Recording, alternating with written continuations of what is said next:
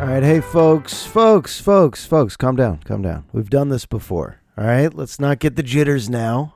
Act like you've been there before, all right? Look alive. People used to say that more. Look alive. What are you, out to lunch? Look alive. Out to lunch. What do you got, toys in the attic? Look alive. You out to lunch or something?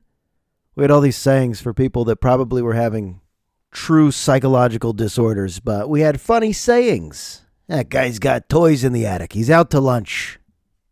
Should be in the nut house. The nut house? How insensitive can you be? He's got toys in the attic. He's a little, and then you put your finger to your ear and you do the wind up. Are people doing that as much? That you put your finger to your ear and then you start to wind it clockwise? Or do you go counterclockwise for the look who's crazy pantomime? Hey, look who's out to lunch. Always nutty. Cute little phrases for who probably had intense ADHD or anxiety or depression. You got the blues, huh? You got 'em? Well, get back on the horse. That's the pep talk. Get back on the horse. I'm on the horse. And the blues are not so blue anymore. You just get used to whatever you're facing. I think that's life, right? Hits you hard and then you succumb to it. It hits you hard like a Mike Tyson jab to the face. No, that actually knocks you out. So hits you hard like a Peter McNeely jab to the face. Anybody? Peter McNeely? I think that was Mike's first fight when he got out of prison and just beat the shit out of this guy for about 12 seconds before his trainer threw in the towel. That was what we call wasted pay-per-view money. A Peter McNeely. Would I get in the ring with Peter McNeely? Sure. Would I get in the ring with Mike Tyson? No. Would Peter McNeely get in the ring with Mike Tyson? The answer was no. But they sold a lot of pay-per-view and tickets. That was such a big night. Oh my goodness. You remember Mike Tyson fights? Shit. What would you cheer for though? Did you want the quick knockout or did you want to get your money's worth and see a few rounds? Because a lot of those Tyson fights, they were over quick. You knew some weird shit was about to go down. Because that dude definitely had toys in the attic. He was out to lunch. And his opponents often would not look alive. Or often. I guess I've been mispronouncing often. I've been dropping that hard T. Apparently we're not supposed to. It's often. O-F-T-E-N. Drop the T. Most of you know that, right? Often. All right, still learning to speak at age 41. Still living at my mom's at age 41. But I'm thinking, let me give you a loose estimate. Maybe late June, early July. I'm back at my house.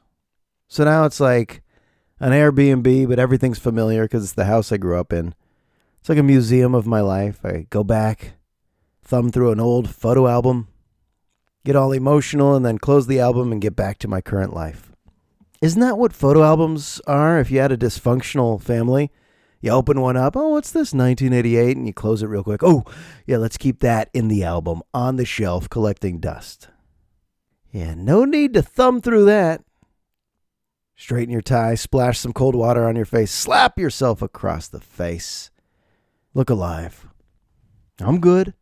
When you stay at your mom's, you realize a lot of things have changed, but some things haven't. There are still toiletries and cosmetics on the shelves that have never been thrown away because they haven't been used up. They have expired, though, many years ago. She has, my mom, resourceful, like almost a Great Depression mindset of you don't throw things away. You don't even respect or honor expiration dates. You just keep them on the shelf until you might need them one day. She has a liquid ivory soap with the old logo. I don't even know if you could picture the new ivory soap logo, but the old logo in this big white bottle, and it has the date on it. It says 1982. And I threw it away. I actually threw it away, and it mysteriously made its way back to the shelf. What that means is my mom went through the garbage, found it, and put it back on the shelf. Like she's about to use some liquid ivory soap from 1982, and I hope she doesn't. It would probably destroy your skin. It would probably burn through your skin. There's a witch hazel in the bathroom I'm using. What's witch hazel, by the way, right? How many people my age are even buying witch hazel? I guess it's a skin astringent of some sort. But there's a witch hazel that looks like it's from the Industrial Revolution in this house, and she ain't throwing that away. It expired in June of 1963. It is still, I can't make this stuff up. I can't make this stuff up. It is still on the shelf. There's a deodorant called Sterling English. That's really not a brand ever, but there's a deodorant called Sterling English, and I took off the top. A moth flew out, and it was just this glassy coat of fuzz. Just like Moss Man, the old He-Man character. Was there a Moss Man, or did I dream that? You could tell I was only kind of into He-Man, but there might have been a Moss Man character, and that moss feeling on Moss Man, that's English Sterling or Sterling English deodorant. That's in the bathroom. I'm going to throw it away tonight. Guess what? It'll be back on the shelf tomorrow. She's monitoring what I'm throwing away. She can't declutter. She can't. And you know what else we have in this house as I observe it right now, because I don't have anything to talk about today? She's got decorative plates. Anybody out there? Parents have decorative plates. Grandparents with decorative plates. Ain't a damn person my age buying a decorative plate. In every room, there's a tasteful, classy, decorative plate. That means there's art on the plate, and it might be hung on the wall, or it might be in its own wooden holder, fancy wooden holder. There's a few things to let you know we're at Grandma's house. Like if you didn't know who lived here, and I just said, come in, walk around, I think within 17 seconds, you'd be like, oh, Grandma's house. Yeah, Grandma's house. You need some witch hazel? Of course not. Is that a decorative plate of a family looking into the night sky on a bridge? It is. It is. Let me look around. I'm doing this podcast in a room we call the den. Isn't it funny how families name their rooms? That's the playroom, that's the dining room, that's the sunroom, that's our den. And then some people don't call it the same room, so when you say, where are you? And someone goes, I'm in the solarium. You go, we don't have a solarium. I'm in the coat room. What the fuck is a coat? Where's the coat room? Shani, where are you? And my wife will scream, I'm in the sunroom. I'm like, we don't have a sunroom, or maybe we don't call it that. Where are you? I know this to be the den. I'm in a den right now. So I'm just going to look around and tell you what I see. And you'll pretty much surmise that, oh yeah, you're in Grandma's room. Bunch of grandkids in framed photos. Gotcha. Bunch of Jewish art. Gotcha. A pencil drawing of a Tommy Hilfiger cologne that I did in 1998 because I signed it, Josh, 1998. And a pine cone that I drew with pencil in a frame, like a beautiful frame that you would have for like a Matisse or a Picasso, but a pine cone that I did in pencil in 1998 in the most beautiful frame, still in the den. We got diplomas framed. We got, and I'm not exaggerating, probably 11 indoor potted plants, 8 of them real, probably 3 fake. I don't know. All the albums, all the psychology books, an old Nintendo box, all the board games, including the original Guess Who. By the way, the original Guess Who, a lot of white people. Not a lot of women. There's 5 women in the original Guess Who. I'm talking about Claire, Anita, Susan. I don't have it in front of me. I'm just going off the dome. And a lot of upset-looking men. Please tell me you've seen the new Guess Who. Because the new Guess Who is diverse. You got different ethnicities, different backgrounds. You could even flip it on the other side and superhero Guess Who. Plenty of girls, plenty of guys. Actually, all genders in the new Guess Who. The old Guess Who, the women look depressed. They look like they're out to lunch. The guys look like they got the blues. A lot of the guys look like they have toys in the attic. I don't know why. Who made the original Guess Who? Why no smiles? There's no one smiling. And I play it with my daughter and I tell her, this is what we played when I was young, so I actually like this version better. Isn't nostalgia weird? We like shit from when we were younger for no reason. The new Guess Who's better, but I don't like it. I like my old, depressed, chauvinistic Guess Who. We get trapped in our childhood nostalgia. And then we convince the Utes. Did you say Ute? You're damn right. That, hey, this is what I played when I was little. Fun, yeah? Stratomatic baseball? Duck hunt? Chinese checkers? The original Guess Who? But I'm also open to the other argument that everything new and improved and modern is better. You could tell me that. Like, is the new Little Mermaid, which I might see, better? Maybe it is. I mean, honestly, if you were able to put that up against My Little Mermaid, it's probably better, right? The graphics, the acting, the music, it's probably a little better, but you're not going to get people my age to admit it's better. Any remake It's for the kids to enjoy. It's not for the adults to go, you know what, I'm ready to advance my tastes. And this is better. No adult has ever enjoyed a remake, and everything's a remake now. We've run out of ideas. We now have a movie about Tetris.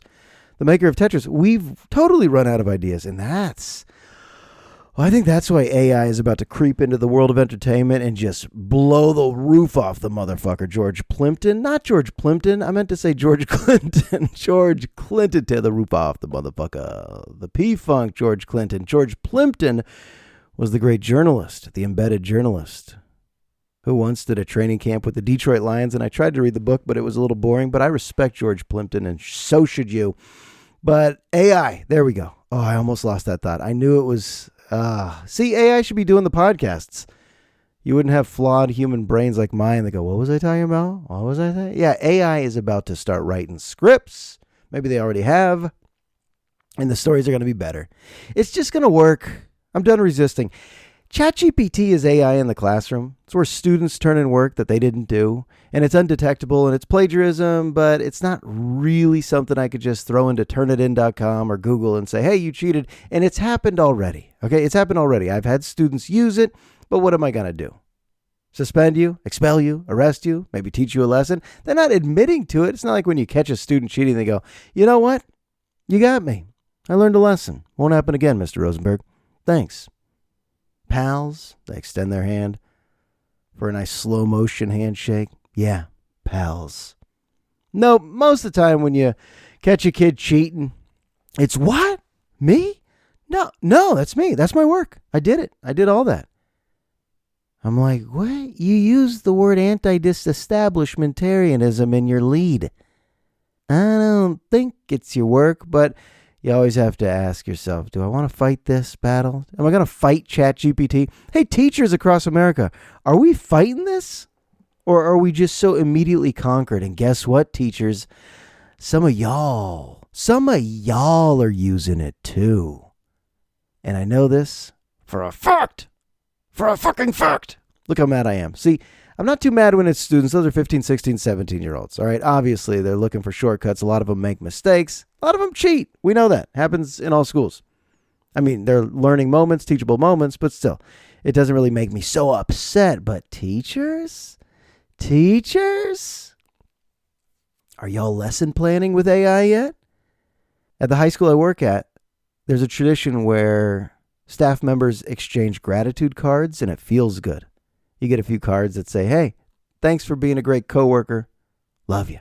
And I got one from a coworker that was so wonderful. It was so beautifully crafted. It was so nice. It actually made me a little verklempt. It got me a little choked up. It was so nice. And then I saw him and I said, great letter. And then I just said, ChatGPT? And he went still, stone-faced. He just looked at me like, caught. And he still said, no, it was from the heart. And I was like, you ChatGPT'd a gratitude letter. I guess that's fine. I guess I have to adapt to the machines ruling our world. But yeah, when we keep doing The Little Mermaid every 10 years, or American Gladiators is back, or Aladdin's back, all these things are back. We just keep bringing them back. We do need AI.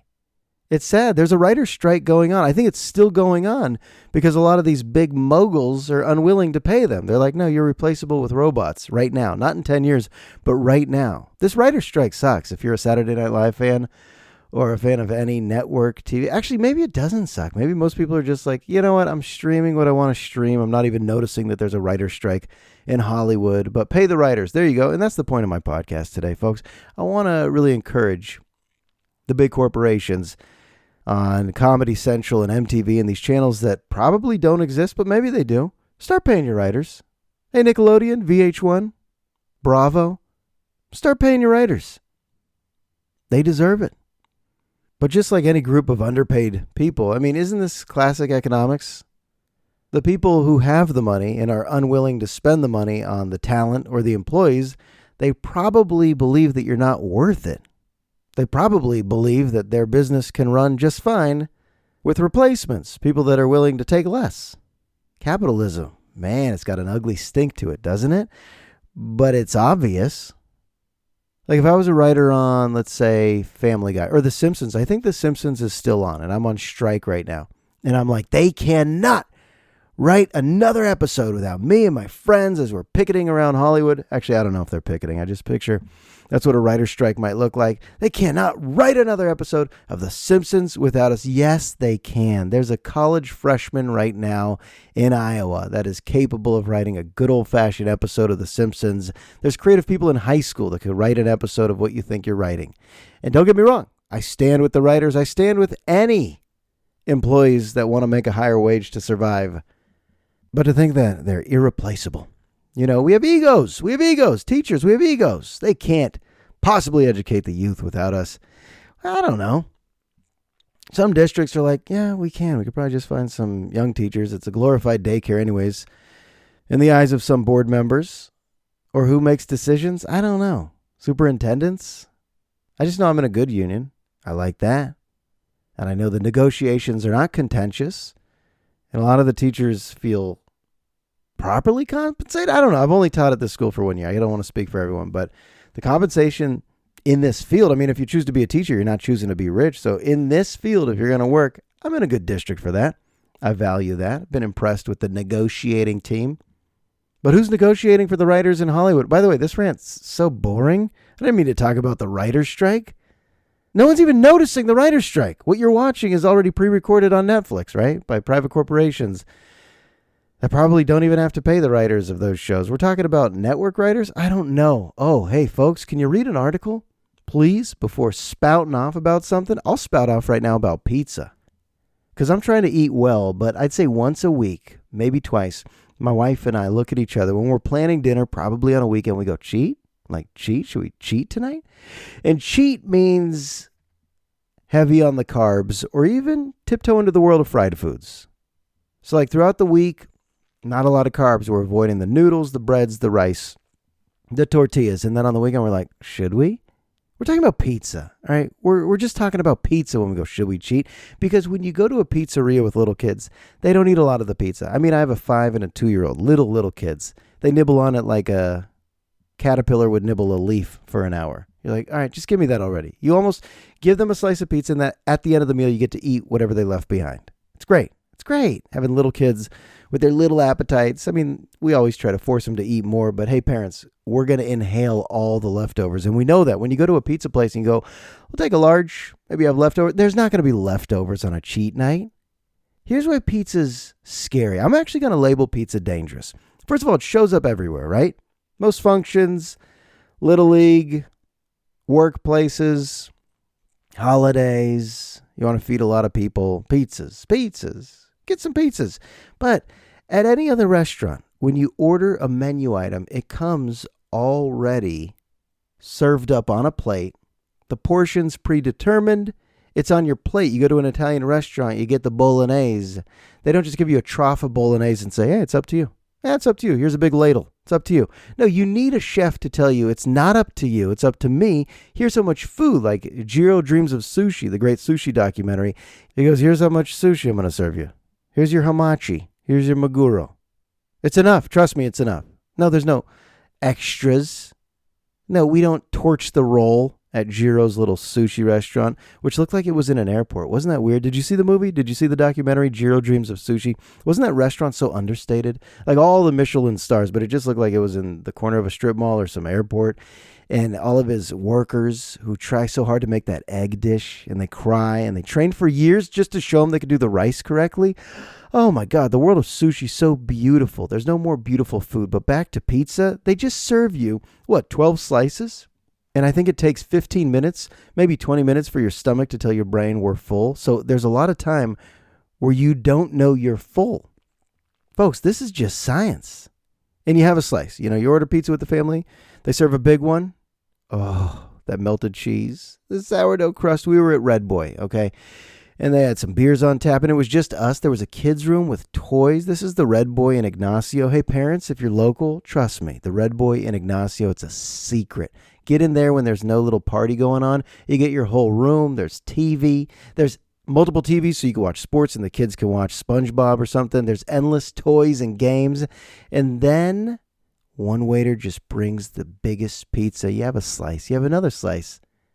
And you make it look like you're just going to start another slice. You have another slice. That's 3 slices. And you go, it's the cheat night. The diet starts tomorrow. There's nothing more liberating and terrifying than saying the diet starts tomorrow, because that means you're about to gouge. That means you're about to plow to the point where you don't know what's going to happen to the toilet at 3 a.m. You start shoving food in you get so excited about saying, hey, it's a cheat night. The diet starts tomorrow. You laugh it off with your wife. The diet starts tomorrow. Then you have a 4th slice. And then as you're walking to your car with the takeout, you kind of just slip another slice in your mouth. You just start chewing it. You're like, I'll spit it out. I'll spit it out. Like my Doug Brocail story, the old Padres pitcher who couldn't eat pizza, but he still liked to chew the pizza. I get it, Doug, but I ate the pizza. And by the time I came home, I think I was blind. I actually don't remember having sight that night. I think I ate myself into a state of blindness, so I was down a sense. I still had tactile, I still had my sense of feel. I think I still had smell. Hearing was totally decreased, but that amount of slices, what are we doing with pizza? That's not how a menu item should be. And no one wants to go to a pizzeria where it's by the slice. No, we all like to see the round pie just for the entrance, right? If you ever ordered fajitas at a Mexican restaurant, you wouldn't want them to actually do it for you. You want all the ingredients in front of you. You want to see the big dish coming at you at a restaurant, and you don't want small and you don't want medium, because what's happened to sizes? I'll tell you what's happened to sizes. A current large pizza is a medium from the 80s. It's like if you go to get a McChicken at McDonald's right now, go get a McChicken at McDonald's right now. It's not as big as the McChickens I grew up with in the 80s and the 90s. That's my favorite menu item at McDonald's. I've been to McDonald's pretty recently because my daughters love it, and that's an affordable way to treat your daughters to some toys. Right now, they're giving Prince Eric. And when you give a little girl Prince Eric, of all the Little Mermaid characters, what the fuck are you doing, McDonald's? Prince Eric? These girls have to play with Prince Eric? No, just Ariel. Ariel or Ariel? How do you pronounce the lead character? Or give him an Ursula, who I believe is played by Melissa McCarthy. My 5-year-old's never been to the movie theater. I think I'm going to take her this summer. We're going to do it. Little Mermaid, Melissa McCarthy. Javier Bardem is in it. Have you seen No Country for Old Men? Is that him? Is that him? Javier Bardem, where he just has that like cattle prod and he's just killing people? What a movie. Tommy Lee Jones, but Javier Bardem, is he King Triton? King Triton, who wants his daughter to stay in the sea. You stay in the ocean. You don't marry a prince with his human genitals. You stay in the ocean, King Triton. I don't know. Is that how King Triton talks? Probably. God damn it. Prince Eric, get the fuck out of the sea. My Ariel is not going to... So they're giving Prince Eric at McDonald's, but the McChicken is so much smaller. It's too small. And our appetites aren't smaller. But this is simple capitalism. No, I don't know how I could relate that to capitalism, but I saw that the A's had a big crowd yesterday because the fans are so upset. The fans are so upset in Oakland. If you're an A's fan right now, that means you have a defeated mentality. You've been suffering for too long, but you also have an incredible history. A's history is amazing because they've had some of the greatest players ever. They've had some of the greatest teams ever. And they do have good fans, but for the most part, it's empty. It's empty in Oakland, but they wanted to send ownership a message last night. And it was kind of cool. They said, how about a reverse boycott where we all get in the stadium? The true fans, we all come to the game against the Rays, and we just let the owners know for 9 innings how much we fucking hate them. And I was thinking, this is the actual plot to Major League, trying to lose. Ownership has been so terrible for so long. Constantly floating the idea, we're moving the team. Constantly letting your big names and your all-stars go to other teams and not paying anyone and not making the ballpark in any way a family-friendly environment. They haven't added any amenities, no accoutrement. There's nothing happening at an A's home game beyond the dot race. I hope they're still doing the dot race, but I haven't been to a game in a while. I'm going to go this year. I'm going to go on GameTime.co and sit in the first 3 rows for $12. I'm doing it. But I thought to myself, Major League, maybe La Bamba, but Major League, of all movies I've ever seen, I've seen it more than any other movie. I've probably seen La Bamba over 50 times, and that means I've cried over 50 times. Every time you watch La Bamba, you got to cry. When Bob runs, you know what I'm about to say, when Bob runs to the fence and screams Richie, but I'm talking about Major League. When I used to watch that with Rick every day after school, we're watching Major League, and this is before you had any, porn on the internet. I'll say it. So you had to fast forward to the scene where they got the big cardboard cutout of the owner, but even that's not a nude scene. When you're young, hey, you got to find it where you can find it. There's tassels, okay? There's tassels, so it's not even fully nude, but the whole team gets excited about it. There's a lot of sexual harassment in pretty much every 80s and 90s movie. Even watching Seinfeld last night with my wife, it was the episode where George can't have an assistant that's attractive because he's actually telling them, I won't be able to work, so I can't hire you. And that was Seinfeld in the late 90s. And at the time, I'm just like, that's George. And I'm like, whoa. I looked at my wife last night. I was like, Seinfeld has moments like this? Like just pure sexual harassment in the workplace? She's like, yeah, I guess so. Guess so. I mean, the show's still good, but some of these characters, you're like, that did not age well. So the plot to Major League, I've realized that as a kid, as I was just fast forwarding to the cardboard cutout and the tassels, as a kid, I don't think I fully understood the plot. I'm going to read the plot from Wikipedia right now because the A's game last night got me thinking about this. How could there actually be an ownership team, an owner that wants to lose and wants to make the home game experience as shitty as he can? Well, the recipe was already created in the world of fiction, but hey, sometimes fiction becomes reality. And are they just going to remake Major League soon? Don't we need some AI creating better sports movies? So here's the plot, according to Wikipedia, of one of the best movies of all time, Major League. Starring Charlie Sheen, Wesley Snipes, Tom Berenger, even Bob Uecker's in it, just a bit outside. So here we go. It says, former Las Vegas showgirl Rachel Phelps inherits the Indians. I didn't get that. I didn't know she was a showgirl. And, I'm probably like 10, 11, 12 years old watching this movie, but I don't remember that part. She gets the team from her deceased husband. Kind of remember that part. She instructs the team executives to fire the entire team and replace them with aging and rookie players, revealing to her general manager, Charlie Donovan, that she intends to move the team to Miami by exploiting an escape clause in their contract with the city of Cleveland. If their season attendance falls below a certain point, she can terminate the lease early. Therefore, she plans to create the worst team in the major leagues, starting with the hiring of Lou Brown, a veteran manager of the AAA Toledo Mudhens, who's presently running a tire store. Oh my Lord, that is a good plot. She's trying to move the team to Miami. I don't think I picked up on that as a kid. I was really into Pedro Serrano, hats for bats, keep them warm. I was really into Charlie Sheen, Wild Thing Rick Vaughn. I didn't know what the California Penal League was, that he was a convict. When you're little, you don't make sense of the plot. You're just like, that scene's fun when Wesley Snipes comes on the field in his pajamas because they moved his bunk bed onto the field because I don't even think he's supposed to be on the team. And then he wins the race and they're like so impressed with his time that he wins the race in his pajamas that we're like, get him a uniform. And that's fiction. But it wasn't fiction. The A's owner is actually trying to have the worst attendance because he's planning to move the team to Vegas and it won't be difficult to rip the Band-Aid off. That's like the Raiders. When the Raiders went to Vegas, I actually went to their last game against the Jaguars, their last home game. It was depressing. It wasn't so much like, oh, how sad. Raiders are leaving. You just knew all these fans are going to still be Raiders fans. Some of them are going to go out to Vegas for 8 home games a year. The owner didn't give a shit. He didn't feel any nostalgic pull to the fans. He was just like, we're on to bigger and better things. Double middle finger to the crowd. It was like the ugliest parting of ways. It was a bad breakup with Oakland for the Raiders. And it's even uglier for the A's because they keep drawing up these stadium plans. That's just show. The owners are never, ever going to be able to keep the team here. But there's so many good fans that are just getting beat up and battered and bruised every year. How could you be an A's fan? Of all teams in sports, how could you actually still be an A's fan? The owners are begging you not to be A's fans.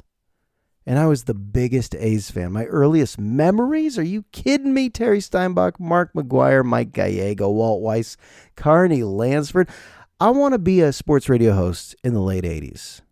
I would love to in the Bay Area. Do you know how much content there was? The A's and Giants playing in that Earthquake series.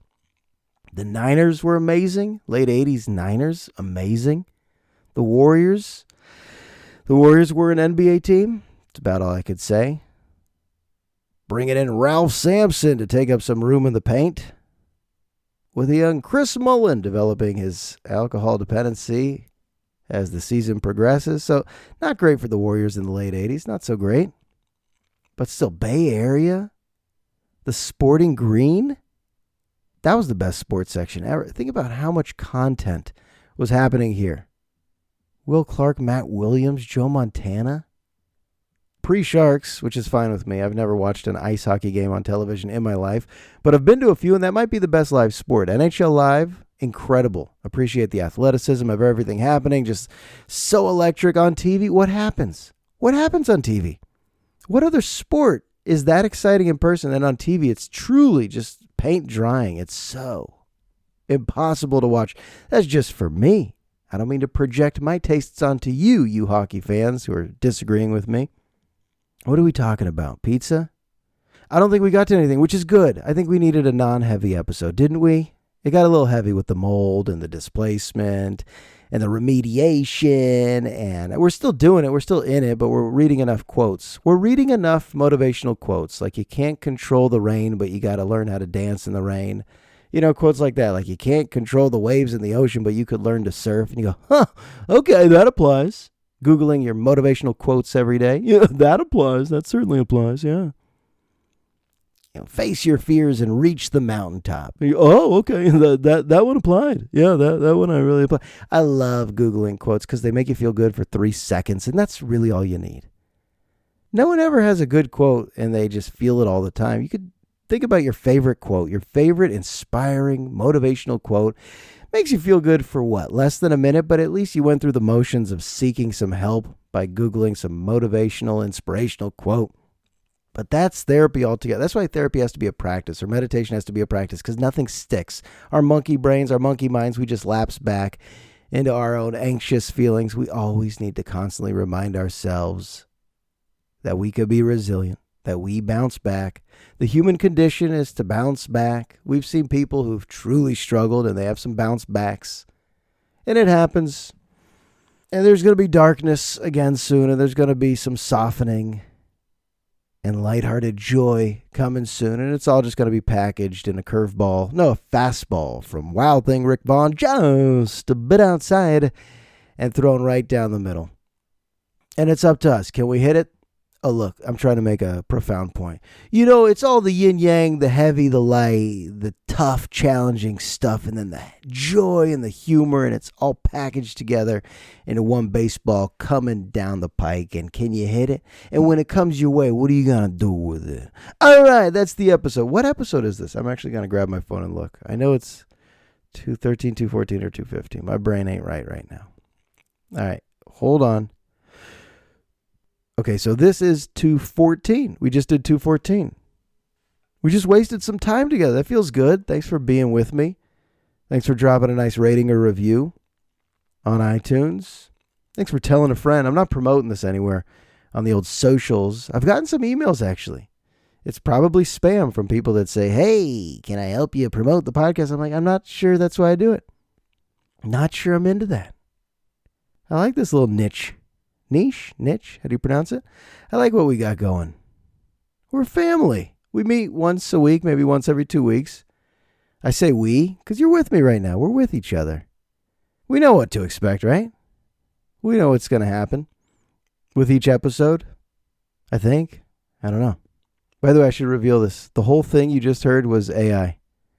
That was all AI. There's a new program where I just record my voice saying 70 words, and then I say, do a podcast that makes me sound neurotic, sometimes funny, sometimes serious, sometimes attempting to be eloquent and deep, and sometimes going lighthearted, and then just, let's do a half hour. So this was not a human. You just listened to AI this whole time. I'm just kidding. Or am I? I'm just kidding. Or am I? You'll never know. It's indecipherable. Pull the wool. Pull the wool. This is the big aha moment. Episode 214. You didn't know it was coming. Every episode was AI. Josh Rosenberg is not even a person. Josh Rosenberg is a character that the software program created. You think you've met Josh Rosenberg in person? No. That's an actor who spent 41 years convincing people he was Josh Rosenberg. But really, his name is Gary. Yaakov Thurgood. And I don't get it. I don't get what I'm saying anymore. I lost it. Shit. All right, I'll just get out of here. But it's real. I'm a real human. Just kidding. I actually felt the need to say just kidding. I've never said that. I never say just kidding on the podcast, but that got a little weird, right? Is this AI? Because you don't know. Some of you that truly don't know me, this could be. That's what AI can do nowadays. AI can do a fake podcast, make it sound like a human. Oh, so just kidding. Just kidding. Episode 214 is the books. I'll talk to you soon.